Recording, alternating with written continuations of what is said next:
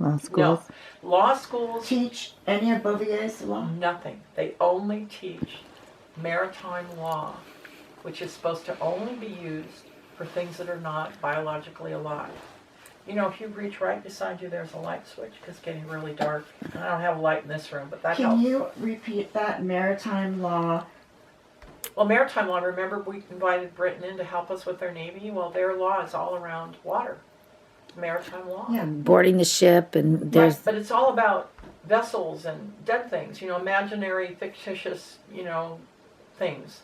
So that's why they turned us into corporations, imaginary, fictitious, dead things. and how they did that was with a birth certificate by Yeah, birth signing us certificate. over that we were dead at Right. sea. Which, by the way, they sell our birth certificates on the London Stock Exchange. Explain that, please. Please explain that. Well, they sell them like bonds.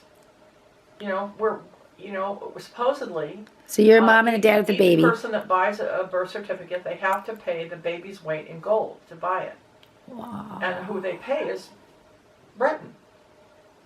And so that's why they weigh you at birth, so they know how many pounds of gold to to charge for your birth certificate.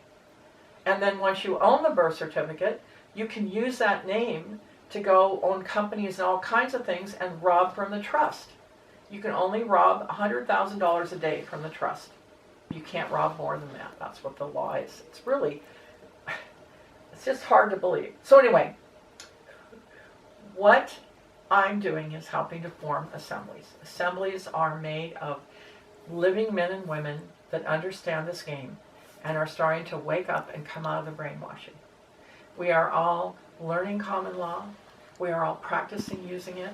We are all using it against the fictitious de facto government that's in charge now, and it's working. In fact, I went out and met with a man that lives in California Valley. Do you know where that is? In Santa Margarita area, Yes. Rancho Santa Margarita. He actually moved into an abandoned house out there in the valley, a ranch, 5 acres.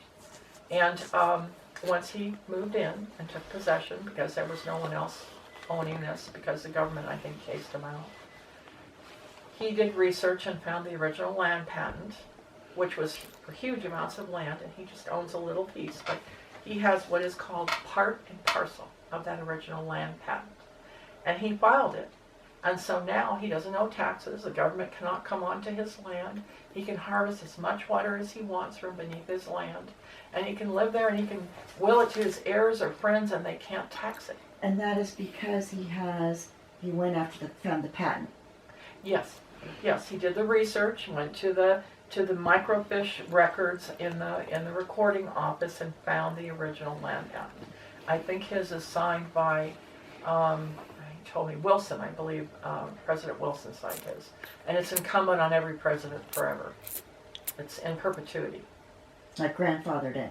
Forever, yeah. It's unalienable, So, unalienable. how many land patents are still... All of the land in California that you see, pretty much almost all of it, was land patents. And our government has been stealing the land. When people die, they take it back and they put it in their name. They've even tried to actually patent some of the things they've gotten. We have a really vicious, evil government in California. Yeah. Yeah. So, like Preaching to this the land choir. here, somebody at one time was given a land patent for this land. Now, I can't go after the land patent here because I'm a tenant in a mobile home park and I'm not on the grant deed. But if I was on the grant deed, which a corporation owns this, so they can't go after it because they're a dead fictitious company.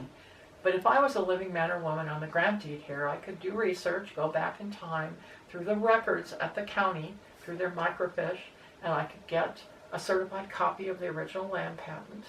And then I would be able to have all this land and never owe taxes and never have the government enter my land again.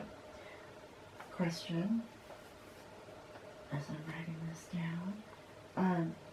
If that was the case, though, and people are then squatting on your land, how do you take possession of it? Well, if you live on your land, So it's only for people that live on their land. and then they can If research. you're a and- corporation that lives on another continent and pretends you own the land, you can't have a patent.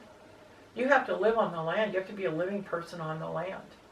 And then do your research. Right. Get the Right. get Now, in the case of the person in California Valley, the owner had died and the house was empty. So therefore he moved in and was able to get the land patent. It's not like somebody can move into your bedroom and take over your house. It's not like that. Right. Because you live there already, so they can't do that. That would be unlawful. It's very interesting. It is, isn't it? Yeah. And so anyway, as we form together and learn from each other, this is not secret. Letters have been sent to President Trump when he was president, to the Vatican, to the Pope, to Britain, to the Queen, and to other various governmental organizations to alert them to the fact that we are the assemblies and we are reforming and we're forming a legal American government. So they can't pretend that we don't exist and they have a right to our trust funds.